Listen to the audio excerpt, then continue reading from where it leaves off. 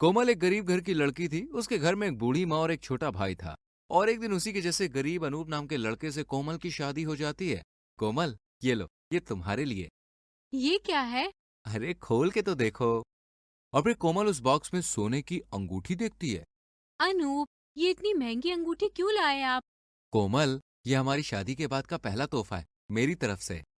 और फिर दिन ऐसे ही बीतते हैं। कोमल अपने घर में अनूप के संग बहुत खुश रहती है।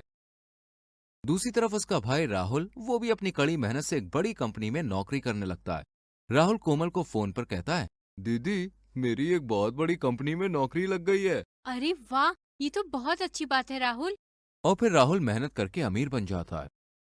दूसरी तरफ अचानक कोमल अनूप के घर लौटने पर कहती है, अरे अनूप, अभी कुछ देर पहले तो आप ऑफिस गए थे, इतनी जल्दी आ गए? अनूप दुखी मन से कहता है, दरअसल कोमल, मेरे बॉस ने मुझ पर बेईमानी का इल्जाम लगाकर मुझे नौकरी से निकाल दिया है। ये आप क्या कह रहे हैं? अब घर कैसे चलेगा? तुम चिंता मत करो, मैं कुछ करता हूँ। और फिर दिन बीतते जाते हैं मगर अनूप को कहीं भी नौकरी नहीं मिलती। एक दिन कोमल अनूप से कहती है, अनूप, घर में जितना भी राशन था सब खत्म हो गया है। कोमल, मैं क्या करूं, मुझे कोई छोटी सी भी नौकरी देने को तैयार नहीं है। कोमल अनूप की बात सुनकर कुछ सोचती है और फिर वो राहुल को फोन मिलाती है। हाँ, हेलो दीदी, कैसी हो? राहुल, मेरी मदद करो, मैं बहुत मुसीबत में हूँ। फिर कोमल रोते हुए राहुल को सब कुछ बताती है। दीदी, तुम चिंता मत करो, मैं अभी कुछ करता हूँ। और फिर कुछ ही देर में राहुल कोमल के घर ढेर सारा राशन और पैसे की बड़ी रकम लेकर आता है और उसको दे देता है। धन्यवाद राहुल, अगर तुम न होते तो पता नहीं हमारा क्या होता। ऐसी बात नहीं है, भला मैं नहीं आता तो फिर कौन आता? दीदी, मैं अभी जीजा जी की नौकरी के लिए ऑफिस में बात करता हूँ। राहुल ये कहकर अपने ऑफिस में फोन मिलाता है मगर काम नहीं बनता। सॉरी दीदी, जीजा जी को मेरे ऑफिस में नौकरी नहीं मिल सकती क्योंकि उनकी पढ़ाई लिखाई ज्यादा नहीं है कुछ। इतना कहते ही राहुल रुक जाता है। फिर कोमल कहती है, राहुल, मैं समझती हूँ, तुम इतना ही कर रहे हो हमारे लिए, यही बहुत है। और फिर दिन गुजरते हैं मगर कोमल के घर के हालात बद से बदतर होते जाते हैं। ऐसे में राहुल कोमल की मदद करता है मगर कोमल को राहुल से रोज रोज मदद मांगना अच्छा नहीं लगता था। फिर एक दिन राहुल की शादी रितु नाम की लड़की से होती है जो कोमल को जरा भी पसंद नहीं करती। हेलो। हेलो, कौन? भाभी, मैं हूँ कोमल। जी कोमल दीदी, बताइए, अब क्या चाहिए आपको?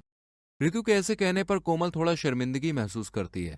तभी पीछे से राहुल रितु से फोन लेकर कहता है, हाँ दीदी, मुझे याद है, आज महीने की 1 तारीख है, मैं अभी पैसे लेकर आता हूँ।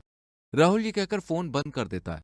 फिर रितु कहती है, राहुल, आप कब तक इसी तरह अपनी कमाई कोमल दीदी और उनके निकम्मे पति पर लुटाते रहेंगे?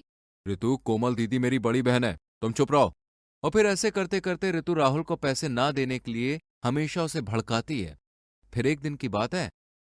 राहुल, अनूप की माँ की तबीयत बहुत खराब है, तुम मुझे कुछ पैसे दे दो।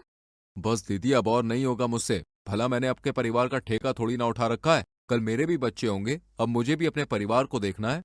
कोमल राहुल की बात सुन के घर आ जाती है जहां उसकी एक पड़ोस की काकी आई थी। अरे कोमल, मैं तुम्हारे पास एक काम से आई हूँ। जी काकी, बोलिए। अरे उस दिन दावत पर सबने तुम्हारे हाथ के प्याज के पराठे खाए थे, तब से सबका कहना है घर पर जब भी कोई फंक्शन होगा प्याज के पराठे जरूर बनेंगे। बस फिर क्या, इसलिए मैं तुम्हारे पास आ गई, और इससे तुम्हारी कमाई भी हो जाएगी। और फिर कोमल पराठे बना देती है जो सबको बहुत पसंद आता है। तब काकी कोमल से कहती है, अरे बेटी, मैं जानती हूँ तुम्हारे हालात कितने खराब हैं, लेकिन जब तुम्हारे हाथ में हुनर है तो उसे इस्तेमाल करो ना। कैसे काकी? अरे तुम और अनूप मिलकर प्याज के पराठे का ठेला लगाओ। और फिर काकी के कहने पर अनूप और कोमल मिलकर ठेला लगाते हैं और देखते ही देखते वो दोनों एक बहुत बड़ा रेस्टोरेंट खोल लेते हैं। दूसरी तरफ राहुल की नौकरी चली जाती है। ये राहुल, ये सब क्या हो गया? मेरी नौकरी चली गई, अब तो हम सड़क पर आ गए हैं।